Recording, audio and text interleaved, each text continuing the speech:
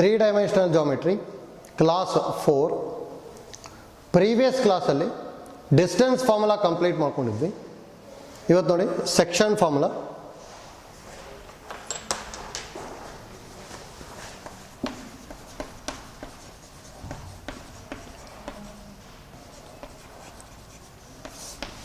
ನೋಡಿ ಇಂಪಾರ್ಟೆಂಟ್ ಇದು.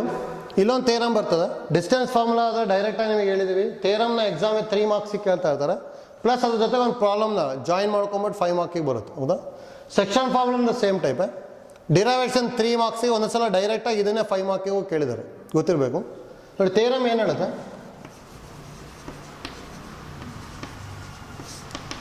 If R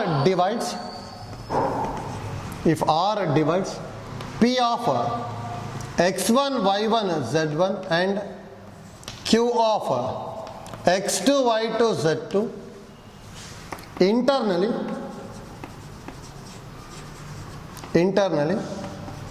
in the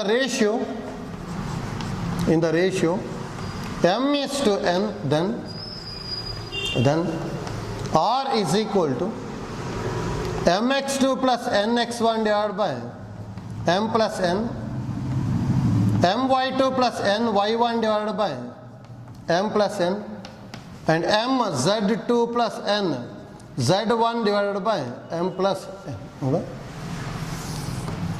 ನೋಡಿ ಎಕ್ಸಾಮಲ್ಲಿ prove the section formula for internal division ಅಂತೇಳಿ ಡೈರೆಕ್ಟಾಗಿ ಕೇಳ್ಬೋದು. ಅಥವಾ if R divides PQ internally in the ratio m is to n, then prove that r is equal to ಅಂತಾನು ಕೇಳ್ಬೋದು. ಹೌದಲ್ಲ? ಈ ಥರ ಹೇಗಾರು ಕೇಳ್ತಾರೆ, ಅದಕ್ಕೆ ಐಡಿಯಾ ಗೊತ್ತಿರಬೇಕು. ನೋಡಿ ಪ್ರೂಫ್ ಯಾವ ಥರ ಮಾಡ್ಕೊತೀವಿ ಅಂತೇಳಿ. ಪ್ರೂಫ್ ಫಸ್ಟ್ ನೋಡಿ ಡಯಾಗ್ರಾಮ್ ಯಾವ ಥರ ತೊಗೊತೀವಿ ಅಂತೇಳಿ. ಈಗ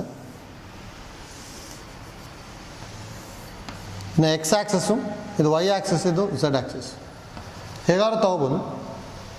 ನೋಡಿ ಇಲ್ಲಿ ಏನಂತ ಹೇಳೋದು, R divides P Q internally in the ratio M is to N. ಹೌದಾ? ಈ ಥರ ಹೇಗೋ ಲೈನ್ ಇದೆ ಅಂದ್ಕೊತೀನಿ. ಹೌದಾ? R divides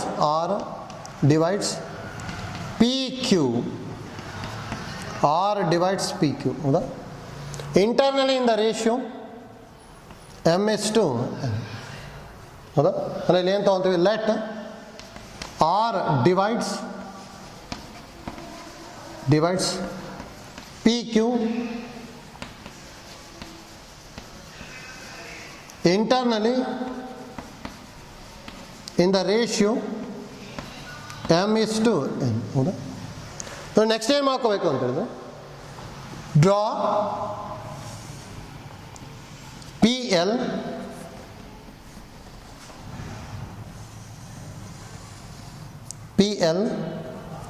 RN QM perpendicular to XY plane ಅಂತ ಹೇಳ್ತೀವಿ. ಹೌದಾ? ಅಂದರೆ XY ಪ್ಲೇನಿಗೆ ಇದನ್ನು ಏನು ಮಾಡ್ಕೋಬೇಕು ನಾವು, ಪರ್ಪೆಂಡಿಕ್ಯುಲರ್ ಲೈನ್ಸ್ನ ಡ್ರಾ ಮಾಡಬೇಕು. ಅಂದರೆ ಈಗ draw PL RN and QM perpendicular to XY plane. ಹೌದಾ? ದಟ್ ಇಂಪ್ಲೈಸ್, ನೋಡಿ ಇದು ಪರ್ಪೆಂಡಿಕ್ಯುಲರ್ ಇತ್ತು ಅಂದರೆ ಇದು ಮೂರು ಏನಾಗಿರುತ್ತೆ, ಪ್ಯಾರಲಲ್ ಇರ್ಬೇಕು ತಾನೆ. That implies PL is parallel to RN which is parallel to QM. ಹೌದಾ? ಅದ್ರ ಜೊತೆ ನೋಡಿ ಇನ್ನು ಏನೇನು ಬರೀಬೋದು. That implies PL is parallel to Z axis, RN is parallel to Z axis and QM is parallel to Z axis. ಹೌದಾ? therefore value of PL ಏನಾಗಿರುತ್ತೆ, Z coordinate of point P ತಾನೆ. ಪಾಯಿಂಟ್ P ಇದು Z coordinate ಏನಿದೆ, Z1. ಅದಕ್ಕೆ ಹೇಗೆ ಬರೀಬೋದು ಅಂದರೆ PL is equal to Z1. Similarly RN is equal to Z. ಅಂದರೆ ಇದನ್ನು ಈ ಥರ ತೊಗೊಂಡಿದ್ರೆ X1 Y1 Z1, ಇದು XYZ, ಇದನ್ನು X2 Y2 Z2 ಅಂತ ತೊಗೊಂಡಿರ್ತೀವಿ. ಹೌದಾ? And RN is equal to Z and QM is equal to Z2. ಹೌದಾ? ಜಸ್ಟ್ ಇದನ್ನು ಜಾಯಿನ್ ಮಾಡ್ಕೊಂಡಿರ್ತೀನಿ LNMನ. Next draw a line through R which is parallel to LM ಅಂತ ಹೇಳ್ತೀನಿ. ಈ ಥರ ಇದನ್ನು ಏನು ತೊಗೊತೀನಿ, ಜಾಯಿನ್ ಮಾಡ್ಕೊತೀನಿ. ಎಸ್ ಟಿ ಅಂತ ತೊಗೊತೀನಿ. ಅಂದರೆ draw a line S T through R, draw a line S T through R which is parallel to LM, which is parallel to LM. ಹೌದಾ? ಹಾಂ ನೋಡಿ, ನಾವು STLM is a parallelogram ಆಗಿರ್ಬೇಕು. ಹೌದಾ? ಜೊತೆ ನೋಡಿ, ಇವೆರಡು ಪ್ಯಾರಲಲ್ ಇದೆ ಅಂದರೆ ಈ ಆ್ಯಂಗಲ್ ಸೇಮ್ ಇರುತ್ತೆ. ನೆಕ್ಸ್ಟ್ ಈ ಆ್ಯಂಗಲ್ ಏನಾಗಿರುತ್ತೆ?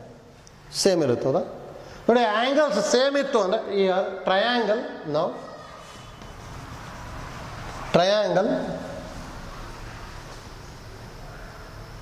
SPR, triangle SPR is similar to triangle TQR. ಯಾಕಂದ್ರೆ ನೋಡಿ ಈ ಥರ ಇದೆ ಅದು.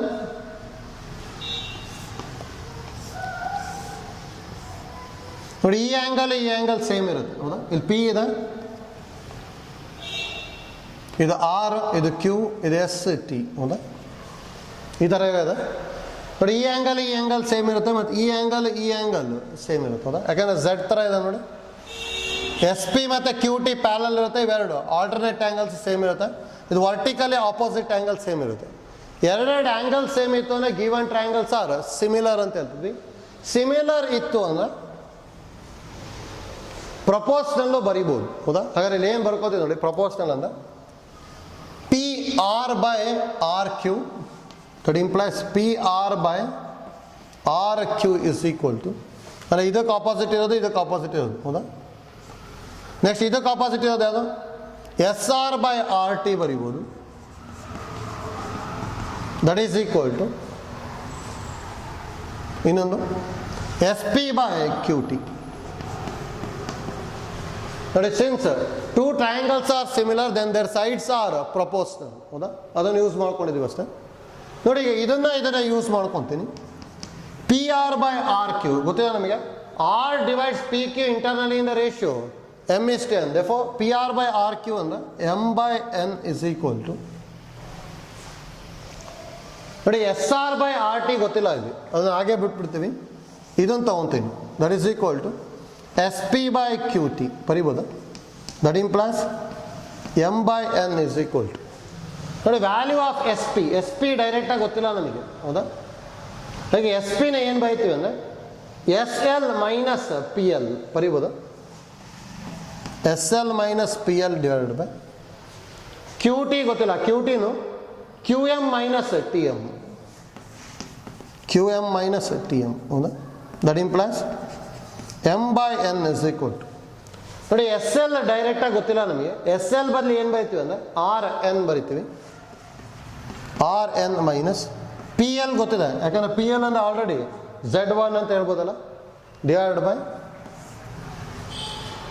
ಕ್ಯೂ ಎಮ್ ವ್ಯಾಲ್ಯೂ ಗೊತ್ತಿಲ್ಲ. ಕ್ಯೂ ಎಮ್ ವ್ಯಾಲ್ಯೂ Z2 ಬರಿಬೋದು. ಟಿ ಎಮ್ ಗೊತ್ತಿಲ್ಲ, ಟಿ ಎಮ್ನ ಏನು ಬರಿಬೋದು? ಆರ್ ಎನ್ ಬರಿಬೋದಲ್ಲ. ಹಾಗೆ Q M minus R N. ನೋಡಿ ಎಲ್ಲ ವ್ಯಾಲ್ಯೂಸ್ ಬರ್ಕೊಂಡೆ ಅಂದ್ರೆ M by N is equal to R N value. R N value ಅಂದರೆ ಝೆಡ್ ಅಲ್ಲ, R N is equal to Z minus P L is equal to Z1 divided by Q M ಅಂದರೆ Z2 ಮತ್ತು R N ಅಂದರೆ Z. ಇಷ್ಟು ಬಂತು. ಹೌದಾ? ನೋಡಿ, ಇದನ್ನು ಯೂಸ್ ಮಾಡ್ಕೊಂಡ್ಬಿಟ್ಟು ಝೆಡ್ನ ಕ್ಯಾಲ್ಕುಲೇಟ್ ಮಾಡ್ತೀನಿ. ಅಂದರೆ ಕ್ರಾಸ್ ಮಲ್ಟಿಪ್ಲೈ ಮಾಡಿದೆ ಅಂದರೆ M into Z2 minus Z is equal to N into Z minus Z1. Complete multiply ಮಾಡಿದ್ವಿ ಅಂದರೆ M into Z2 minus M Z is equal to N Z minus N Z1. ಹೌದಾ? Minus M Z ಈ ಕಡೆ, N Z1 ಈ ಕಡೆ ತೊಗೊತೀನಿ. M Z2 plus N Z1 is equal to N Z plus M Z. ಹೌದಾ? ಇವೆರಡರಲ್ಲೂ Z common ತೊಗೊಂಡೆ ಅಂದರೆ ಇಲ್ಲಿ ಏನು ಬರ್ತದೆ? ಝೆಡ್ ಕಾಮನ್ ತೊಗೊಂಡೆ ಅಂದರೆ ಎನ್ ಎಮ್ ಅಂದರೆ ಅಥವಾ ಎಮ್ ಪ್ಲಸ್ ಎನ್ ಬರೀಬೋದು. ಝೆಡ್ ಕಾಮನ್ ತೊಗೊಂಡ್ವಿ, M plus N is equal to mz2 plus nz1 apa, that implies z is equal to mz2 plus nz1 divided by m plus n ಹೌದಾ. ಅಂದರೆ ಒಂದು ಕೋಆರ್ಡಿನೇಟ್ನ prove ಮಾಡಿದ್ವಿ ನೋಡಿ, mz2 plus nz1 divided by m plus n ಹೌದಾ. ಇಲ್ಲಿ ನೋಡಿ, ಇಲ್ಲೆಲ್ಲ ಏನು ಮಾಡ್ಕೊಂಡಿದ್ವಿ ಅಂದರೆ draw P L R N and Q M perpendicular to X Y plane ಮಾಡಿದ್ವಿ ನೋಡಿ. Similarly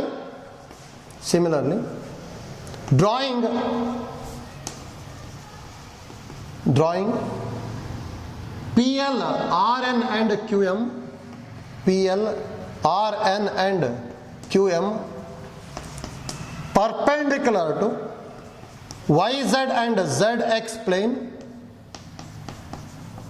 YZ and ZX plane, we can prove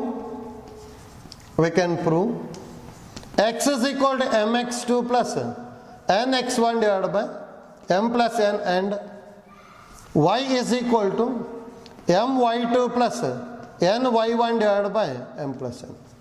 same idea use ಮಾಡ್ಕೊಂಡು ಪ್ರೂವ್ ಮಾಡ್ಬೋದು. ಅಂದರೆ ಈಗಿಂದ ಎಕ್ಸ್ ವೈ ಝೆಡ್ ಬದಲಿ ಈ ಜಾಗದಲ್ಲಿ ವೈ ಇತ್ತು ಅಂದ್ಕೊಡಿ, ಅವಾಗ ಇವೆಲ್ಲ ಲೈನ್ ಯಾವುದಕ್ಕೆ ಪ್ಯಾರಲ್ ಇರ್ತದೆ? ವೈಗೆ ಪ್ಯಾರಲ್ ಇರುತ್ತೆ ತಾನೆ.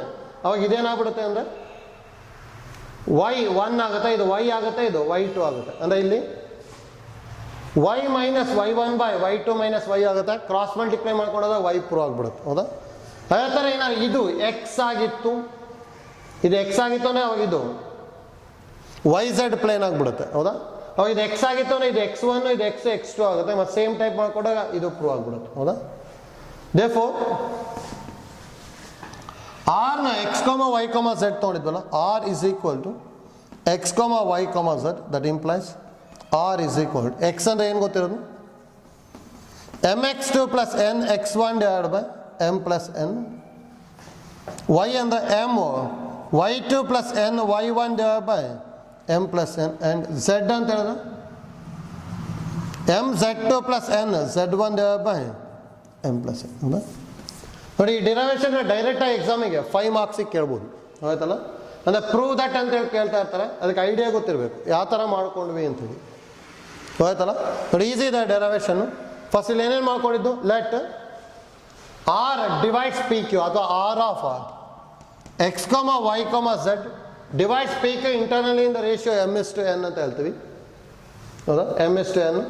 Next draw PL, RN and QM perpendicular to XY plane. Perpendicular to XY plane ಆಯಿತು ಅಂದರೆ which is parallel to Z axis. Therefore, PL is equal to Z1, RN is equal to Z and QM is equal to Z2 ಬಂತು ಹೌದಾ. Next draw a line ST through R such that ST is parallel to LM ಮಾಡ್ಕೊಂಡ್ವಿ. ನೋಡಿ, ಇದು parallel ಆಯಿತು ಅಂದರೆ ಇವೆರಡು angle same ಮತ್ತು ಇವೆರಡು ಆ್ಯಂಗಲ್ ಸೇಮ್ ಅಂದರೆ ಆಲ್ಟರ್ನೇಟ್ ಆ್ಯಂಗಲ್ಸ್ ಬಂದ್ಬಿಡುತ್ತೆ. Therefore, 2 triangles are similar ಆಯ್ತು ಅಂದರೆ ಸೈಡ್ಸ್ ಆರ್ ಪ್ರಪೋರ್ಷನಲ್ ಬರ್ಕೊಂಡ್ವಿ. ನೆಕ್ಸ್ಟ್ SPQT ವ್ಯಾಲ್ಯೂ ಬರ್ಕೊಂಬಿಟ್ರೆ ಆಗುತ್ತೆ ಹೌದಾ. ಸಿಮಿಲರ್ಲಿ ಇದನ್ನು ಪ್ರೂವ್ ಮಾಡ್ಕೋಬೋದು ನಾವು, ಎಕ್ಸಾಮಲ್ಲಿ ಡೈರೆಕ್ಟಾಗಿ ಬರಿಬೋದು. Similarly by drawing PL, RN and QM perpendicular to YZ and ZX plane we can prove this one ಹೌದಾ. ಅದಾದಮೇಲೆ ಆರ್ ವ್ಯಾಲ್ಯೂ ಬರ್ಕೊಂಡ್ರೆ ಆಯಿತು ಆಯ್ತಲ್ಲ. ಇಲ್ಲಿ ನೋಡಿ, ಇಂಪಾರ್ಟೆಂಟ್ ನಮಗೆ ಡಿರೈವೇಷನ್ ಆಲ್ರೆಡಿ ಪ್ರಿಂಟೆಡ್ ನೋಟ್ಸಲ್ಲಿ ಕೊಟ್ಟಿದ್ದೀವಿ ಅಲ್ಲಿ ಹೌದಾ. ನೆಕ್ಸ್ಟ್ ನೋಡ್ಕೊಳ್ಳಿ, ಇಲ್ಲಿ ನೋಟ್ ಗೊತ್ತಿರಲಿ. ಈ ನೋಟ್ ಗೊತ್ತಿತ್ತು ಅಂದರೆ ನೆಕ್ಸ್ಟು ಪ್ರಾಬ್ಲಮ್ಸ್ನ ಸಿಂಪ್ಲಿಫೈ ಮಾಡ್ಕೊಂಡು ಹೋಗ್ಬೋದು. ಬಟ್ ಇಂಪಾರ್ಟೆಂಟ್ ನಮಗೆ ನೋಟ್ ಕರೆಕ್ಟಾಗಿ ಗೊತ್ತಿರಬೇಕಲ್ಲಿ. Note first one, if R of X, Y, Z divides P x2, y2, z2, sorry x1, y1, z1 and q x2, y2, z2 in the ratio m:n, then first one, internally ಇತ್ತು ಅಂದರೆ ಆರ್ನ ಏನು ಬರೀತಿ formula ಅಂದರೆ mx2 plus nx1 divided by m plus n, my2 plus ny1 divided by m plus n, mz2 plus nz1 divided by m plus n. ಅದೇ ನಮಗೇನಾದರೂ ಎಕ್ಸ್ಟ್ರಾನಲ್ಲಿ ಇತ್ತು ಅಂದರೆ ನೋಡಿ, actually ಇದರ ಡಿರೈವೇಷನ್ ನಿಮ್ಮ ಸಿಲೆಬಸ್ಸಲ್ಲಿ ಏನೂ ಇಲ್ಲ.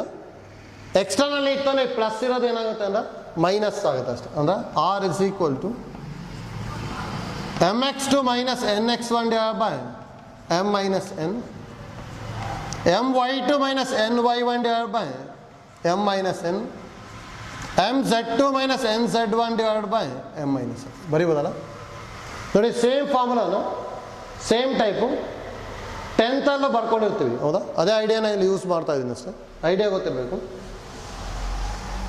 ನೆಕ್ಸ್ಟ್ ಒನ್ ನೋಡಿ, second one. If same ತಗೊಂತೀನಿ, r of x comma y comma z divides p of x1 y1 z1 and q of x2 y2 z2 in the ratio m is to n, then ನೋಡಿ ಈ formula important. m by n is equal to ನೋಡಿ derivation ಒಳಗೆ ಬಂದಿತ್ತಲ್ಲಿ m by n ಏನು ಬಂದಿದೆ, z minus z1 by z2 minus z ಬಂದಿದೆ ತಾನೆ, ಹೌದಾ? Similarly ನಾವು ಇಲ್ಲಿ ಏನೇನು ಬರಿಬೋದು ಅಂದರೆ m by n is equal to x minus x1 by x2 minus x ಬರಿಬೋದು, y minus y1 by y2 minus y, z minus z1 by z2 minus z ಅಂತ ಬರಿಬೋದು, ಹೌದಾ? ಇಲ್ಲಿ z ಬಂದಿದೆ ತಾನೆ, ಸೇಮ್ ಟೈಮ್ z ಬರಲಿ x, z ಬರಲಿ y ಬರ್ಕೊಂಡ್ರೆ ಇವೆರಡು ಫಾರ್ಮುಲಾ ಬರ್ತದೆ, ಹೌದಾ?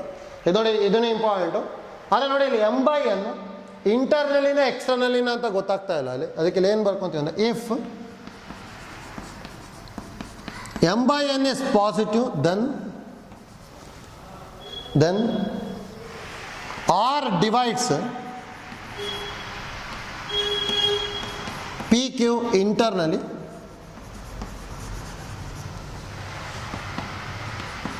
ಇದೆಲ್ಲ second one. If m by n is negative, then r divides pq externally. ಅದೇ ನೋಡಿ, ಎರಡೂ ಫಾರ್ಮುಲಾ ಇಂಪಾರ್ಟೆಂಟು. ಫಸ್ಟ್ ಫಾರ್ಮುಲಾ ಏನು ಯೂಸ್ ಮಾಡ್ತೀವಿ ಅಂದರೆ ಆರ್ ಕ್ಯೂ ಮತ್ತು ಪಿ ಕೊಟ್ಟು, ಆರ್ ಕೊಟ್ಟಿಲ್ಲ, ಪಿ ಕ್ಯೂ ಮತ್ತು ರೇಷಿಯೋ ಕೊಟ್ಟಿದ್ದು ಅಂದರೆ ಆರ್ ಕ್ಯಾಲ್ಕುಲೇಟ್ ಮಾಡೋಕ್ಕೆ ಯೂಸ್ ಮಾಡ್ತೀವಿ. Second formula R P Q 3 point ಕೊಟ್ಬಿಟ್ಟು ರೇಷಿಯೋ ಕಂಡುಹಿಡಿಯೋಕೆ ಕೇಳಿದ್ರೆ ಇದನ್ನು ಯೂಸ್ ಮಾಡ್ತೀವಿ ಅಷ್ಟೇ, ಗೊತ್ತಾರ ಇಲ್ಲಿ. ಹಾಗೆ ಇದು ಇಂಪಾರ್ಟೆಂಟ್, ನಮಗೆ ಗೊತ್ತಿರಬೇಕು, ಗೊತ್ತಾಯ್ತಲ್ಲ. ನೆಕ್ಸ್ಟ್ ನೋಡಿ, ಇಲ್ಲಿ ಇನ್ನೊಂದು ಐಡಿಯಾ ಗೊತ್ತಿರಲಿ.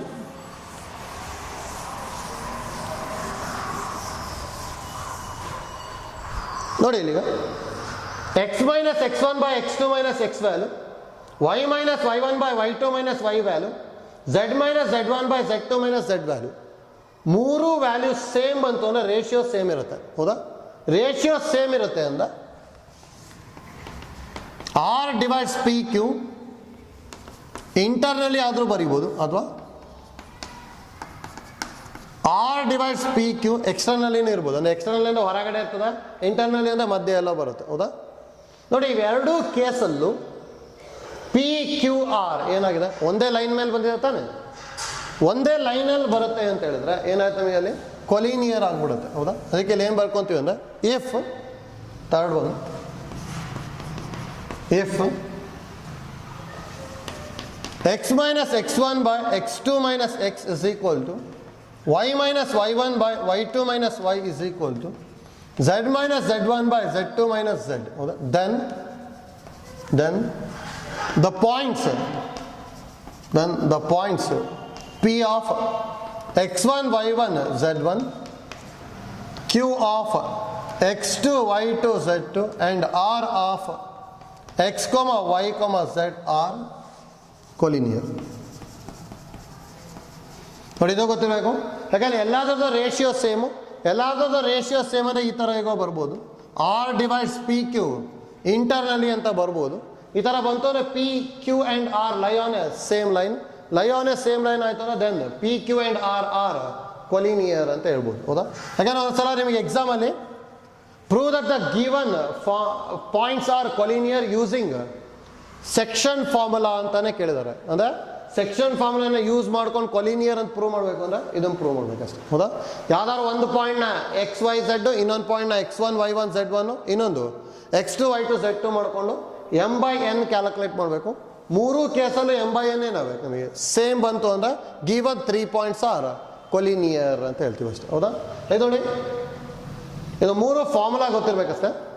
ಅದಕ್ಕೆ ಥಿಯರಮ್ ಅಂತೂ ನೋಟ್ಸಲ್ಲಿ ಸಿಕ್ಬಿಡುತ್ತೆ ನಿಮಗೆ ಓದ್ಕೊಳ್ಳಿಕ್ಕೆ. ಅದಕ್ಕೆ ನೋಟ್ಸಲ್ಲಿ ಇದನ್ನೊಂದು ಬರ್ಕೊಂಡಿದ್ವಿ, ನೋಟ್ ಅಂತ ಹೇಳ್ಬಿಟ್ಟು ಇದು ಮೂರು ಫಾರ್ಮುಲಾ ಬರ್ಕೊಂಡಿರಿ. ಈಗ ನೆಕ್ಸ್ಟ್ ನಾವು ಇದೇ ಫಾರ್ಮುಲಾ ಯೂಸ್ ಮಾಡ್ಕೊಂಡು ಪ್ರಾಬ್ಲಮ್ಸ್ನ ಸಿಂಪ್ಲಿಫೈ ಮಾಡ್ತಾ ಹೋಗ್ತೀವಿ. ಆಯ್ತಲ್ಲ? ನೆಕ್ಸ್ಟು ಪ್ರಾಬ್ಲಮ್ಸ್ ನೋಡಿ. ಪ್ರಾಬ್ಲಮ್ಸ್ ಫಸ್ಟ್ ಒನ್,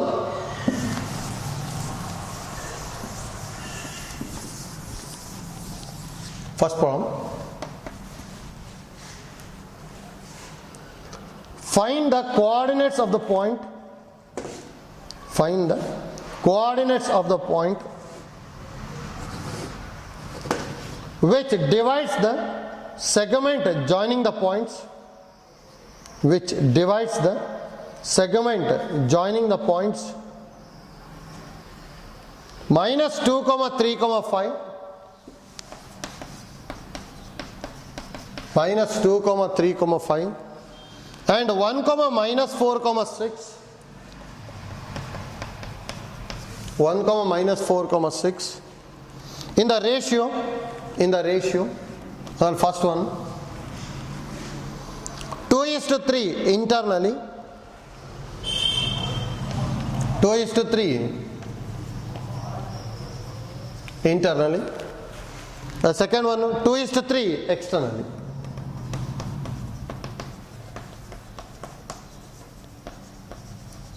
ಟು ಇಷ್ಟು 3 ಎಕ್ಸ್ಟರ್ನಲ್. ಹೌದಾ?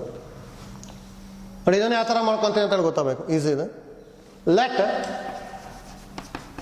P of -2, 3, 5 is equal to X1 Y1 Z1 and Q of 1, -4, 6 is equal to X2 Y2 Z. ಹೌದಾ? ನೆಕ್ಸ್ಟ್ ನೋಡಿ, first one let R divides PQ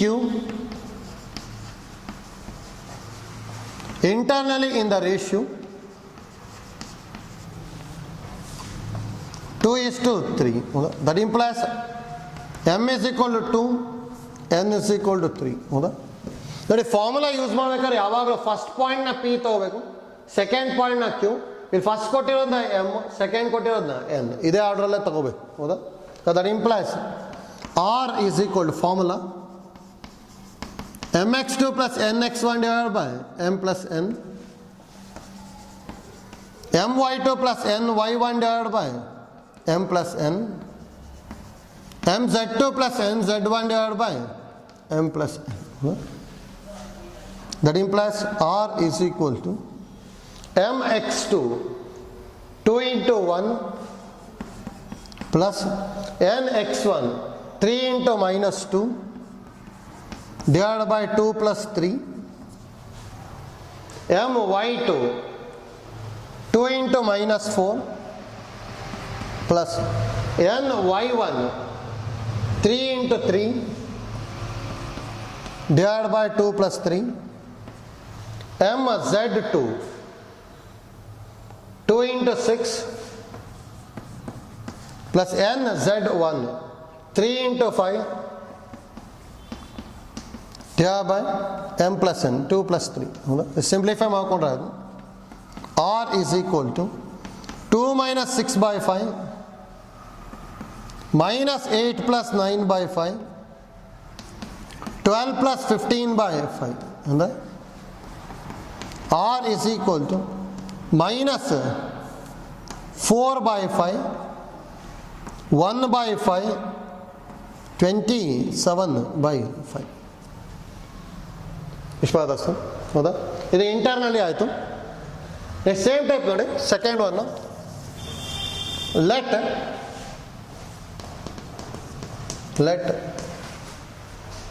divides PQ externally in the ratio 2:3. That implies m is equal to n is equal to 3. ಹೌದಾ? External ಇತ್ತು ಅಂದರೆ formula s is equal to ಏನು ಬರೀತಿದ್ವಿ?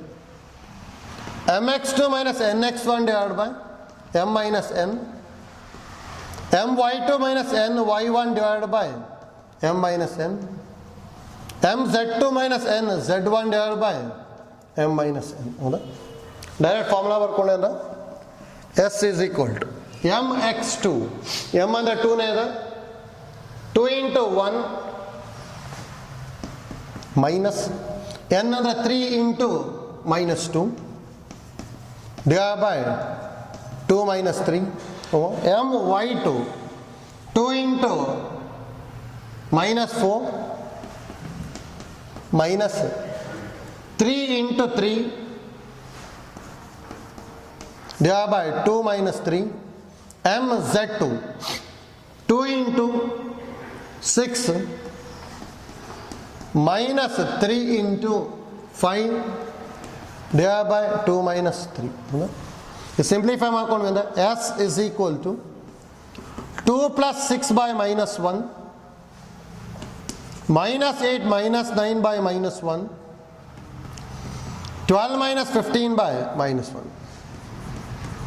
s is equal to minus 8 comma minus 17 by minus 1 and the plus 17, 12 minus 15 minus 3 by minus 1 and the plus 3. ಇಷ್ಟು ಬರುತ್ತೆ S. ಹೌದಾ?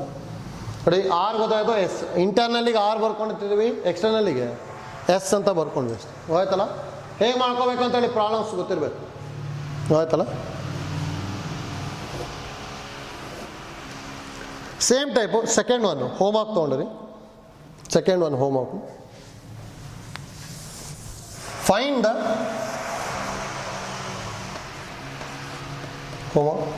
find the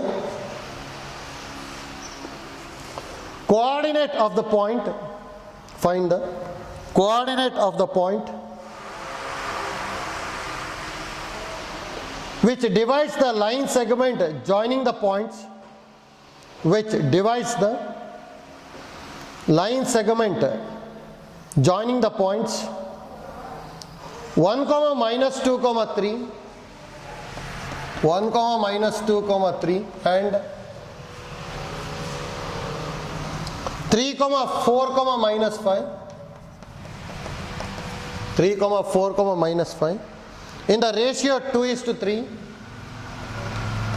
in the ratio 2:3 internally and externally. First one internally, second one externally.